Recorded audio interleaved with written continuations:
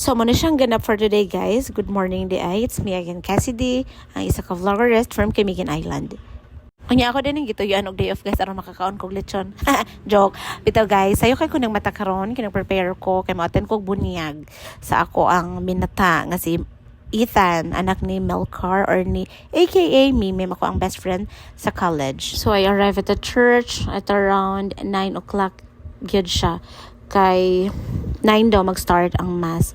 So guys, nag-start ang mass mga 9:30 AM na kay napay gihulata. Manya mo din akong cutie patuti nga binata, guys. Dako na mo dai siya. Oh my god, last ako kita sa iya kay baby pa kay to siya ay as in newborn pa to siya. So muna siya ako ang mga ninangs and mga ninongs ni Ethan and then together sa iyang parents.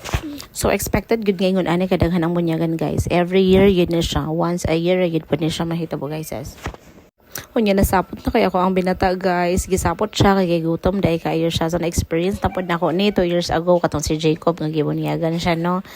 Ug dako kay among pasalamat sa Senior San Nicolas ug sa mga pari nga nag-attend para magbunyag sa mga bata. Officially, Christian agad sila. And after sa bunyag, after sa mass, nag-pictorials lang din ang mga ninang o ninong. Syempre, dili yun na pwede milimtan, guys. Naagi na siya always.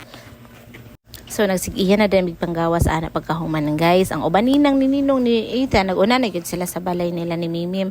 Ang kami na ulahimi ana, guys. Kaya nagsabay ra ko ana nila. Siyempre, wala yan pa pagbagoan mo ang batasan, guys. Uy, mga nchaw, gihapon mi sa isa't isa. Ikansyawan ako si Mimi magsitinang. Kay nga no, guys, ang ilang mga bag napuno sa bibiron. So, nakapabor lang yun ko. Wala na ko giuban si Jacob. Sa una, ang sulod ana, guys, botelya. Karon lahi na yun, botelya nas gatas, guys. So, niabot na rin mi sa venue, guys. Mao ang balay nila ni Mimi. Ano mo nila giingon, guys, sa exciting part. O, diba? Nagdungaw na daan ang mga sweets, guys.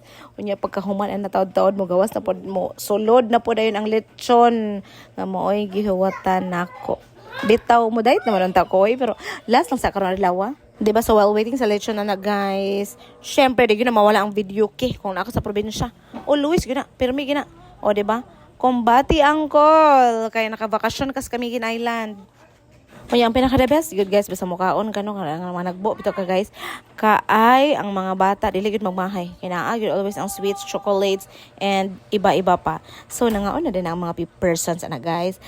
Ang kami narami sa room kay nagpa-aircon mi. Charis bitaw kay naaman ako ang bata, guys. Ako sa ang nagbanta sa akong binata kay busy kay iyang amahan ug inahan, guys. Nag-entertaining sa mga bisita. So more na siyang ganap for today's video, guys. Thank you for watching. Bye.